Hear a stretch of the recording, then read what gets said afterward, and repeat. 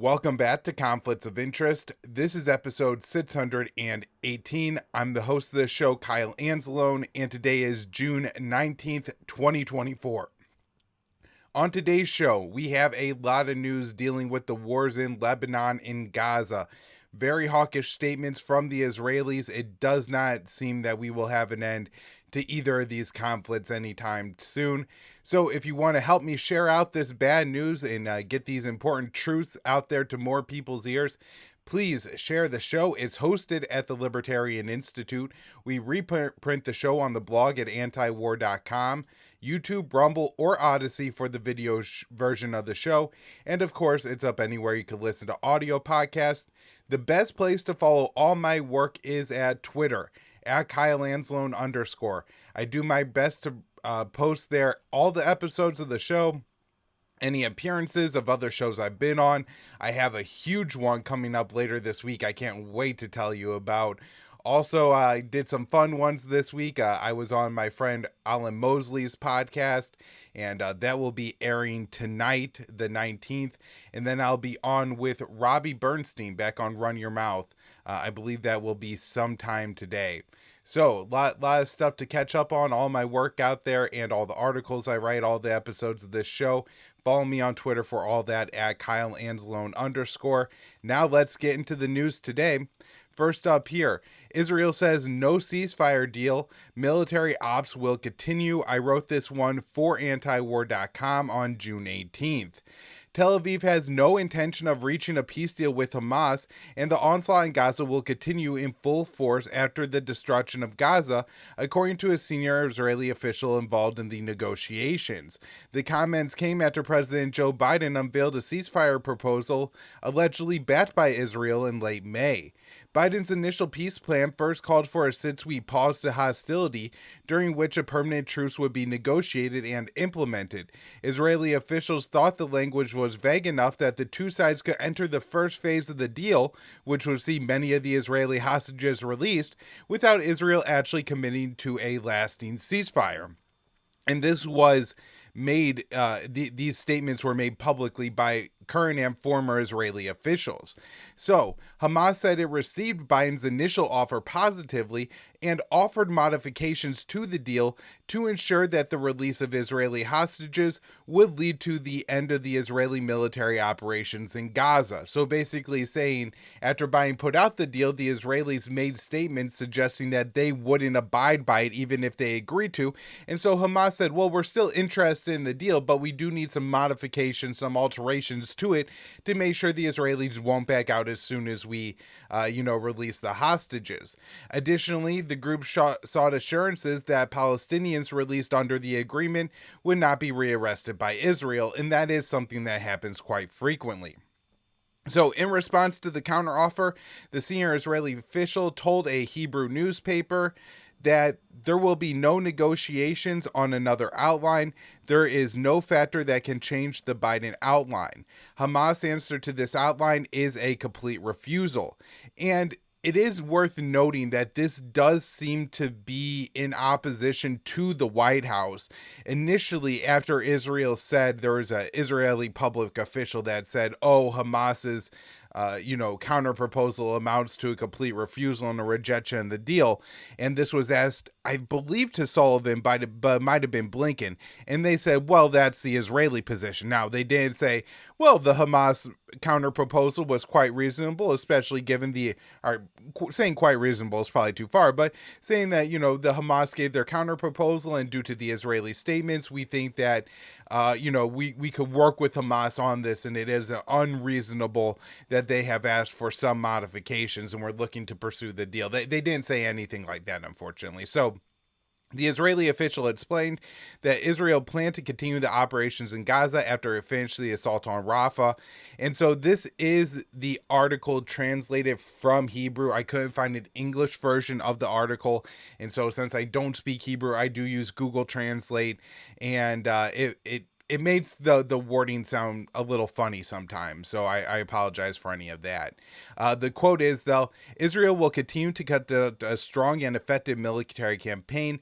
The army has prepared the continuation of the operations even after the end of the fighting in Rafah, and Israel will remain in Gaza. Even after the IDF finishes the operations in Rafah, it will remain in the Strip in full force and on a significant scale to continue the military activity. So prior to the invasion of Rafah, Israeli officials claimed the operations were necessary to smash the remains of Hamas and rescue hostages. However, the senior official indicated the Israeli Defense Forces intended to continue the operations in the Strip, stating the IDF has significant operational plans that will be revealed later. And so, I mean, I think this should really be huge, these statements, because they really cut against what Israel publicly told American officials, which was, we know you don't want us to go into Rafah. We know Biden has set these red lines around Rafah, but we really don't have a choice. There's 4 remaining Hamas brigades in Rafah, and if we don't go in, smash and destroy those brigades, then Hamas is just going to continue to thrive. So we have to go into Rafah. And they, use phrases like complete the job and finish the job when they talked about going into Rafah. And so that really seemed to suggest that this was the last major Israeli operation. Not necessarily that the Israeli operations in Gaza would end, but you wouldn't have this major tanks rolling into cities, displacing millions of people and things like that, who, the Israeli official did not explain or articulate what the IDF plans are in any way. So we don't know what exactly they're thinking. But this should be highly concerning, particularly for the White House. But I didn't even see a real U.S. response to this particular article. So Tel Aviv has refused to provide a plan for Gaza after the military operations are completed. The White House has been pushing for Israel to withdraw and for Gulf Arab states to pay for the reconstruction of Gaza. However, the Biden administration has struggled to advance that proposal with any of its partners in the region. Several Israeli officials, including National Security Minister Itamar Ben-Gvir, have called for the rebuilding of Jewish settlements in Gaza following a unilateral pullout from the territory. Following a unilateral pullout from the territory in 2005, the plans call for the new settlements are often included with calls for displacement of all or most of the Palestinian people from the Strip, or what the security chief dubbed voluntary emigration, which is just such a disgusting phrase that a lot of Israeli officials have used. Bezalel Smotrich, he's a finance minister and one of the people who are deemed in Israel's far right, who have a significant amount of power in the government. And he has said that he would like to see the population of the Gaza Strip, the Palestinians that is, reduced to 1 to 200,000 before starting to set up these settlements. So very, very bad and dark news when it comes there. Now, then we also had this video that Israeli Prime Minister Benjamin Netanyahu released in English on his Twitter account, and very, very striking video. So, Netanyahu demands White House give him the tools to, quote, finish the job in Gaza. So Israeli Prime Minister Benjamin Netanyahu published a scathing video blasting the White House for holding back weapon shipments to Israel. Washington has blocked one transfer of 2,000-pound bombs, but has overwhelmingly provided all the arms requested by Tel Aviv. The prime minister demanded the U.S. supply the tools Israel needs to finish the job a lot faster in the Gaza Strip. So Netanyahu published the video. So on Tuesday, Netanyahu posted the video to his X account. Speaking in English, the prime minister said, "When Secretary Blinken was recently here in Israel, we had a candid conversation. I deeply appreciate the support the U.S. has given Israel from the beginning of the war, but I also said something else. I said it was inconceivable that in the past few months the administration has been withholding weapons and ammunition to Israel. In late April, the White House decided it would suspend a shipment of 2,000-pound bombs to Israel over concerns about the deaths in Gaza. However, President Joe Biden suggested that he would cut off additional arms transfers if Israeli forces proceeded with a full-scale invasion of Rafah. Over a month after the assault on the city began, Biden has failed to follow through with the suspension of more weapons that he said that what were in his red line. So according to Netanyahu, the White House will likely reverse its decision, its vow to scale back military aid. Netanyahu said, Secretary Blinken assured me that the administration is working day and night to remove these blots. I certainly hope that is the case. It should be the case.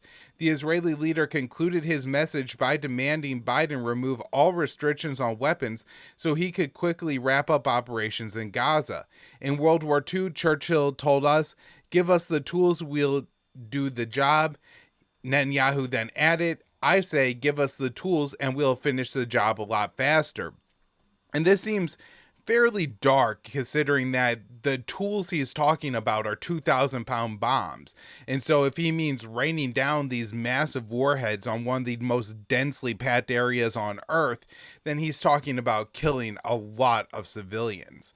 So throughout the conflict with Hamas, top Israeli officials have repeatedly invoked Allied war crimes committed during the Second World War in cities like Dresden, Hiroshima, and Nagasaki to justify the onslaught in Gaza.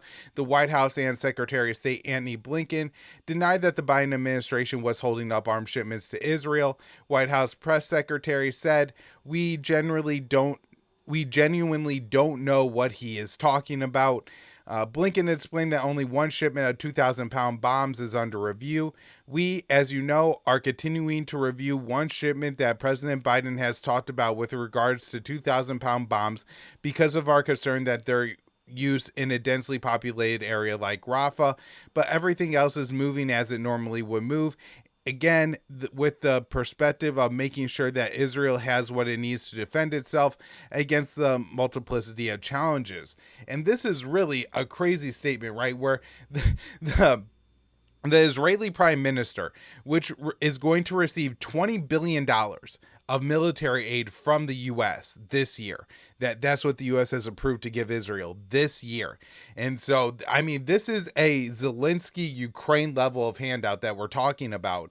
And rather than just saying that he's grateful, he's blasting the U.S., attacking the White House for cutting off this one shipment of 2,000-pound bombs. And it does seem that this did upset the White House a little bit. But at the same time, the statements from the White House aren't, well, now we're really going to review the weapons that we're sending to Israel since they are violating our red line in Rafah. By the way, they destroyed the east of that city and pushed into the central and the western half of that city as well. And so this whole idea that Israel couldn't invade Rafah without having a plan for what to do with the 1 million plus internally displaced people in that city, none of that turned to plan out. And now the U.S. is just trying to defend their position rather than actually blasting Netanyahu back for this. I mean, it's unbelievably cowardly. And this is one of the real problems with the Biden administration. And, a lot of times when people call the administration weak, they mean, oh, the U.S. needs to stand up to Iran and bomb Iran. No, we're getting pushed around by our allies. We're being taken advantage of by our allies. We are writing blank checks to countries like Ukraine and Israel for absolutely no reason. It's dragging the U.S. into more and more wars, as we'll get into next when we're talking about Lebanon. This is a completely asinine policy, and yet the Biden administration can do nothing to walk away from it. Now, I do wonder why Netanyahu published this video, because to some extent, it does seem like almost a political miscalculation, right? Where it could come off as kind of offensive to the American people that we're going to give you $20 billion and you're going to be upset about one shipment of 2,000-pound bombs when, look, it's pretty clear that the Israelis have all the weapons they need to kill anybody they want in Gaza. And so, this just seems completely ludicrous. But I think the one thing to understand is that while the American people over the past 8 months largely, especially with the younger cohorts, but even getting into some of the older generations, some of the Republicans have really been less sympathetic towards Israel throughout this conflict. I mean, 50% of Republicans want to see this thing end. They want to see a ceasefire. They don't want to see this thing keep going. And yet, I think the debate in and around Washington is who can possibly support Israel more than everyone else. Like, that's the top bar and standard, right? And so we got the presidential debate coming up, and I think Netanyahu wants to make the discussion in the United States between the Republicans who want to give 2 blank checks to Israel and the Democrats who only want to give them 1.5. And this is just, it's absolutely stupid and absurd that this is the debate in Washington, and just a complete waste of our money, and really making the Americans hated in the world. All right, next up here, this is an article from Ken Klippenstein. He published it on his Substack. Biden deploys record number of troops to Jordan in quiet buildup. So Ken writes, as the war in Gaza rages, the Biden administration has deployed a record number of U.S. troops to Jordan, a new report to Congress reveals. The troop buildup has not been previously reported. There are now 3,813 American troops in Jordan, according to the White House's War Power report to Congress that was released on June 7th. That's a 625 troop increase over December, with the number of soldiers and airmen exceeding the number at any point in time since the Gulf War and the invasion of Iraq, a review of past war powers reports reveals. And so Ken has this nice graph here. If you're watching, you can see that, at near 4,000, it's at a multi-year high. The Biden administration has sought to keep quiet its closed military ties to Jordan, with the White House National Security Council instructing State Department communications officials to avoid mentioning its military coordination with the country in particular, according to internal memos that Ken reviewed. When Iran fired missiles and drones at Israel in April, Jordan was a key partner in shooting them down, and Jordan even allowed Israeli planes to operate in Jordanian airspace. Jordan, as a partner of Israel, is particularly sensitive to the issue, hence the desire on the part of Washington to keep talk of Jordan to a minimum. The president's War Powers report to Congress is intended to keep the American public informed about situations in which the U.S. military forces might find themselves in combat. In the case of Jordan, this isn't hypothetical. In January, an Iran-backed militia group killed 3 American Army soldiers stationed at a secret U.S. military base in Jordan called Tower 22. Since October 7th, Iran-backed groups, and I don't like that he just lumps them all in as Iran-backed groups. Certainly, these groups do receive some support from Iran, but at the same time, I think it is important to note that I think they are acting in genuine opposition to what the U.S. and Israel are doing from their own perspective, and this isn't that the IRGC, the Quds force, instructed them like, hey, you guys better start attacking these American bases. In fact, oftentimes it seems that Tehran is more trying to rein in these groups and their attacks on U.S. equipment rather than encourage them. So the Biden administration has repeatedly tried to downplay these attacks, insisting that the Israel-Hamas war has not spread to the rest of the region. The War Powers report makes no mention of Iran-backed groups, saying only that U.S. troops are there to support defeat ISIS operations, to enhance Jordan's security, and promote regional stability. U.S. forces in Jordan have used the host nation as a base for military operations throughout the region.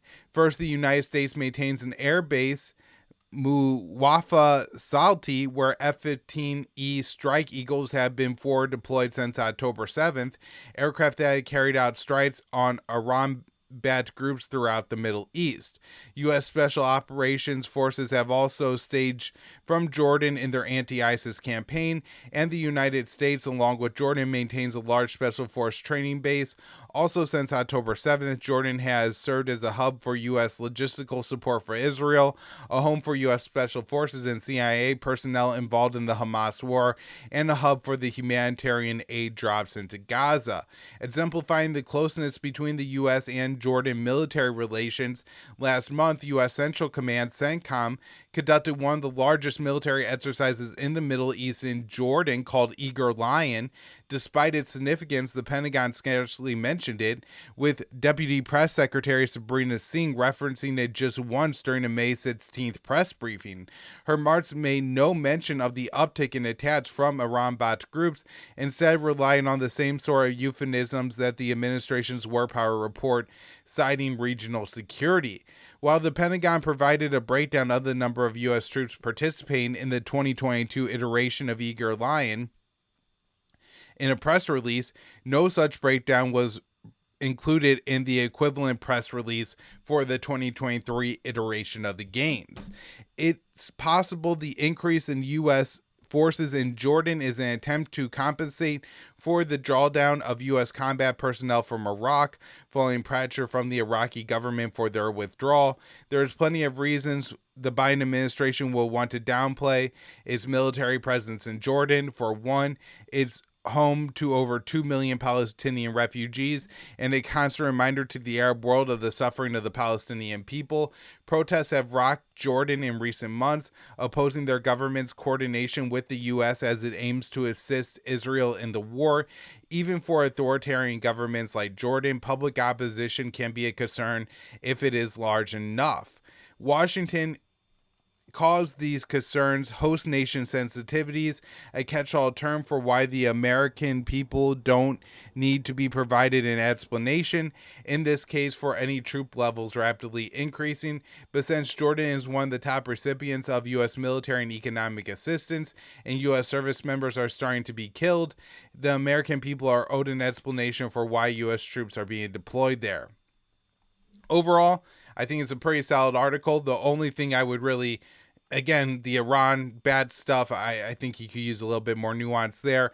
And then, too, to mention that the U.S. occupies a section of southern Syria around the Al-Tanf base, and that is on the Jordanian border. And I'm sure the U.S. troops in Jordan, maintaining that base could not happen if there wasn't a major U.S. military presence in Jordan.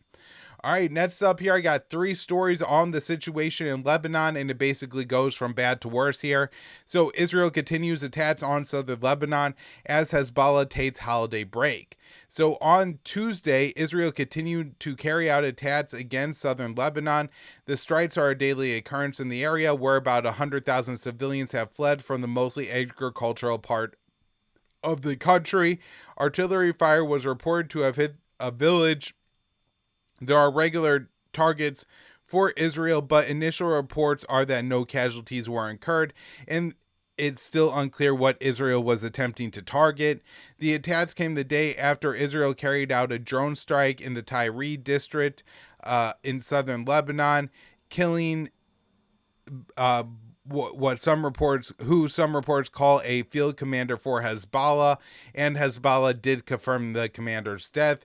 This is happening during a period of relative calm in which Hezbollah has not fired against northern Israel. It is speculated that the lack of fire against the area is because of the Muslim holiday Eid.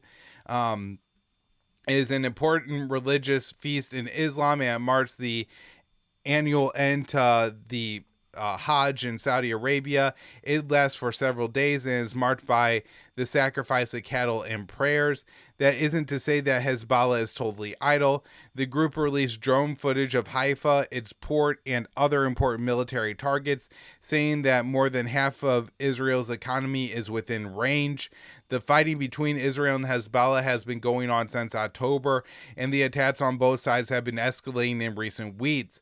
The Israeli government has threatened an all-out war if no political settlement is reached, and U.S. envoy to the region, Amos Hochstein, is visiting the area to try to prevent further escalation. More on that in a minute.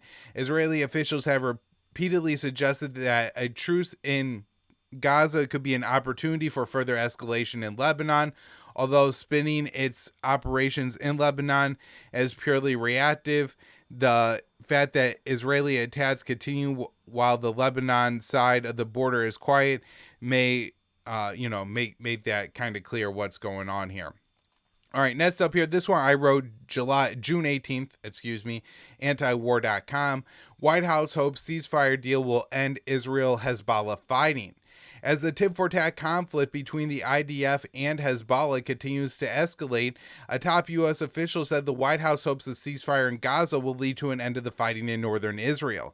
So, Deputy Assistant to the President, Amos Hochstein, said on Tuesday in Lebanon that Washington was trying to prevent a war between the IDF and Hezbollah from expanding. Fighting on Israel's northern border started after October 7th Hamas attack.